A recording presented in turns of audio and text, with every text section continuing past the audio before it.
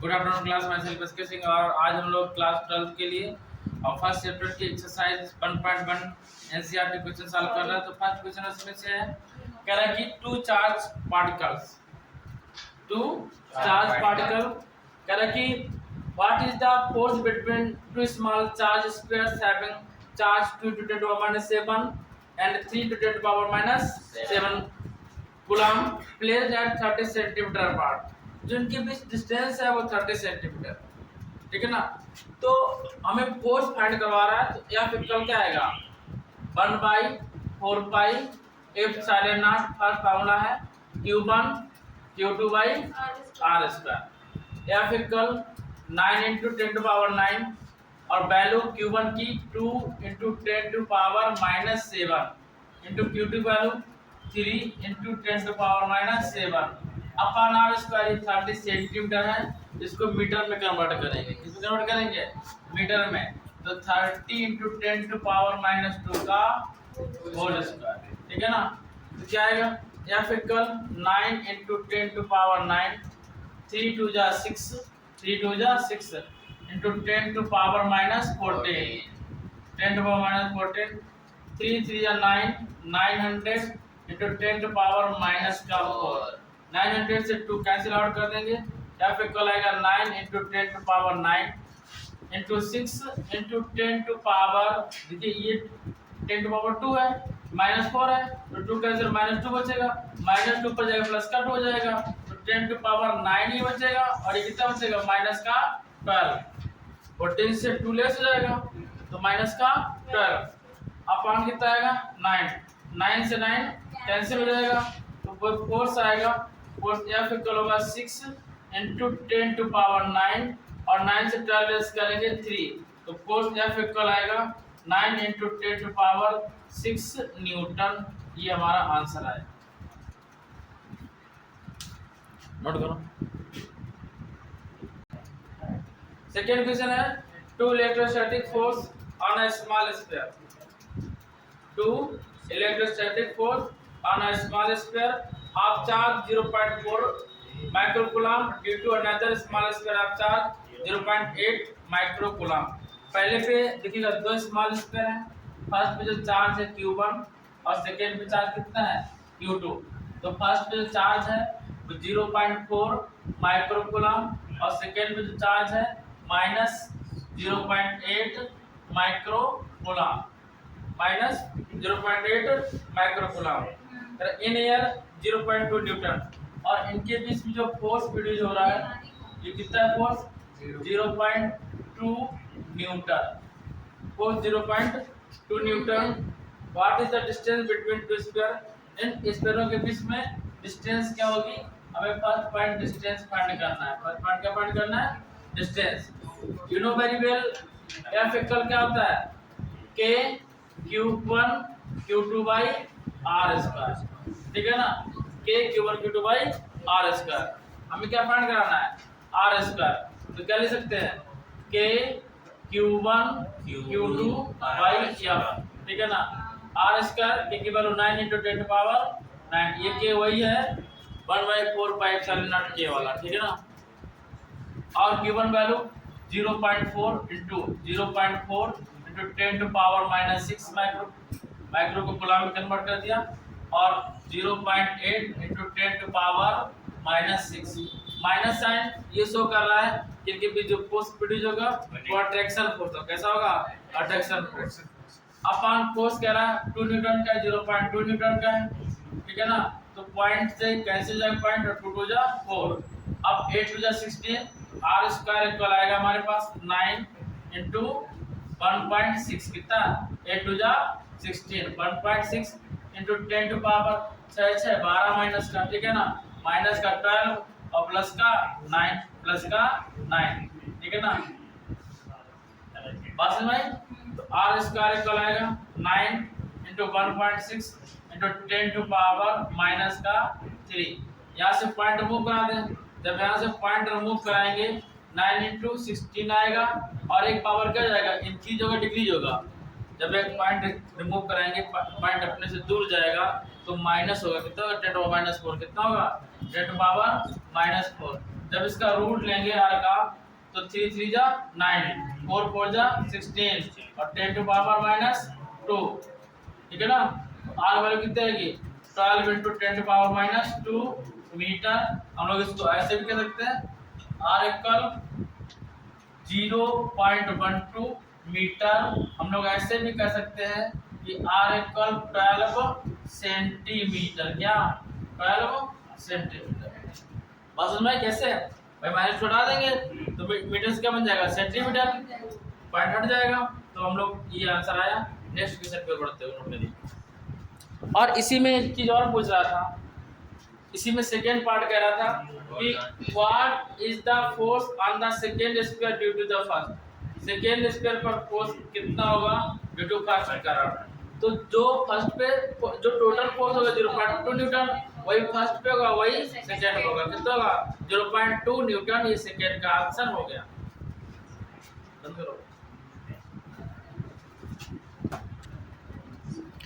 Next question है check the ratio of k square upon g MEMP is the determinant dimensionless. कैसी है dimensionless. हमें find करना है कि g k square upon g MEMP का रेशियो क्या होगा। फर्स्ट ये हमें ध्यान रखना कि है क्या। आपसे ऐसे भी क्वेश्चन पूछ सकता है कि what is the ratio of the electric force and gravitational force. What is the ratio of electric force and gravitational force, ठीक है ना।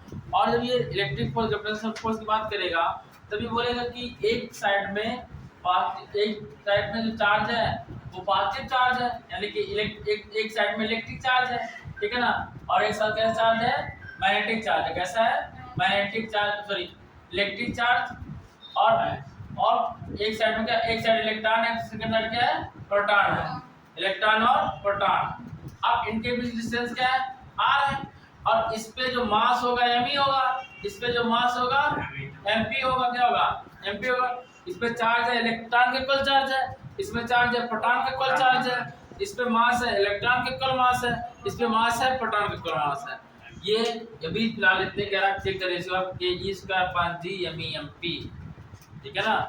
तो इसमें हमें रेशियो फाइंड करना है, बट ये एक्चुअली में है क्या, ये इस टाइप का है कि हमें फोर्स फाइंड करना है, इलेक्ट्रिक फोर्स और मैग्नेटिक फोर्स, ठीक ना। तो इलेक्ट्रिक फोर्स और ग्रेविटेशनल फोर्स, कौन सा इलेक्ट्रिक फोर्स और ग्रेविटेशनल फोर्स। इलेक्ट्रिक फोर्स कैसा होता है in which types of electric force, इसमें अट्रैक्टिव और रिपल्सिव दोनों टाइप के फोर्स होते हैं। और जो ग्रेविटेशनल फोर्स होता है उसमें ऑलवेज कैसा होता है अट्रैक्शन फोर्स होता है। सेकेंड थिंग्स इसमें ये समझिएगा कि जो ग्रेविटेशनल फोर्स होता है वो लेस होता है और इलेक्ट्रिक फोर्स मैक्सिमम होता है, ठीक है ना। सोलो बेटा सोलो देखिएगा। पहले इसमें हम लोग फाइंड करेंगे इलेक्ट्रिक फोर्स। तो क्या 9 या k लिखा ना, ये k e स्क्वायर k और e का मतलब charge of electron and charge of proton upon r square. k equal 9 into 10 to power 9, mass of electron 1.6 10 to power -19, charge of proton 1.6 into 10 to power -19 बच्चे, ठीक है ना, upon r square.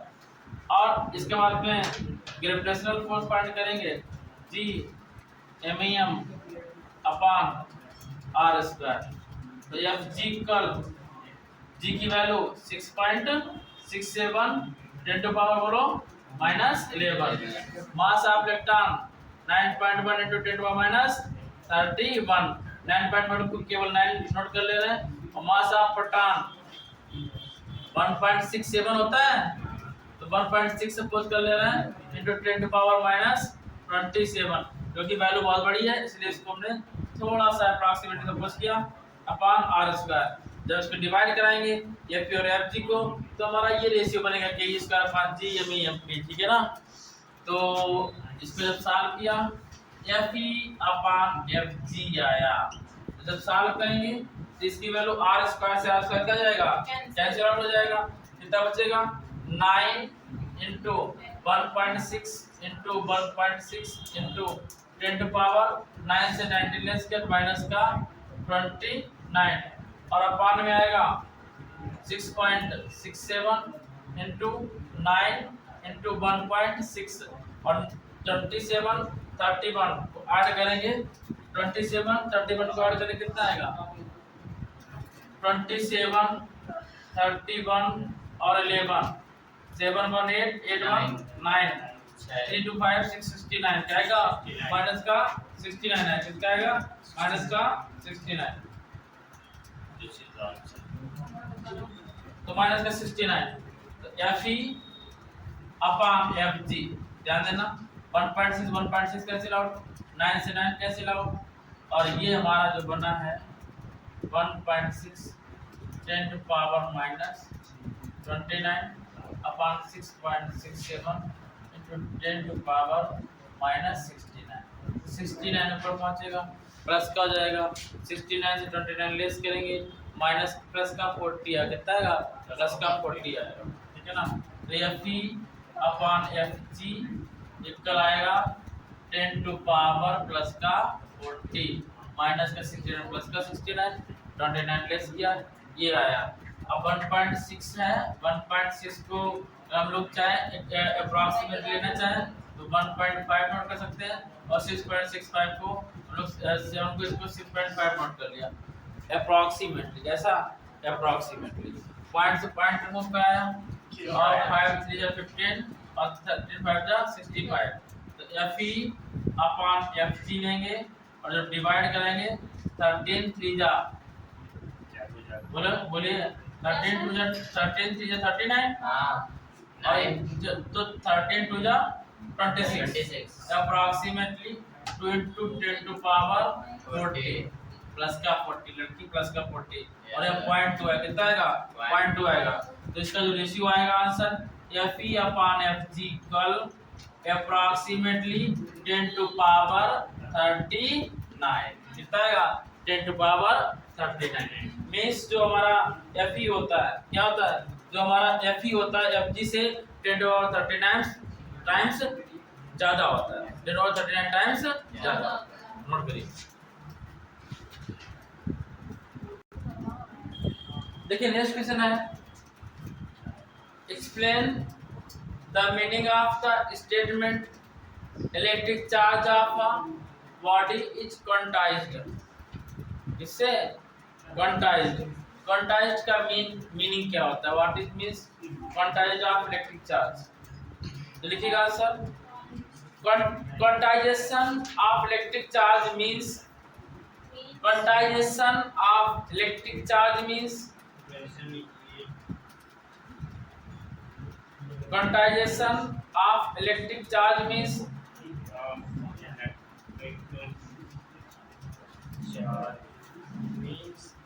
that total charge q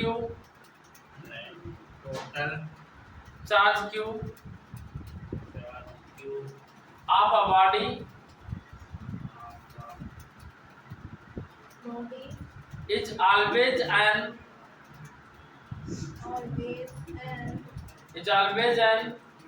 integral multiple of